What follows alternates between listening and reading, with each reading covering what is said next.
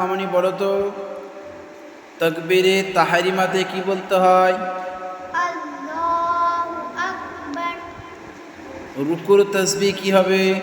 সুবহানা রাব্বিয়াল আযীম, সুবহানা রাব্বিয়াল আযীম, আচ্ছা বলো, রুকু থেকে ওঠার সময় কি বলবো? সামিআল্লাহু লিমান হামিদা। সোজা হয়ে দাঁড়িয়ে কি বলবো? রব্বানা লাকাল হামদ। সেজদায় যখন যাব, সেজদার কি তাসবিহ হবে? সুবহানা রাব্বিয়াল আলা। কমপক্ষে কতবার বলতে হবে? 3 বার।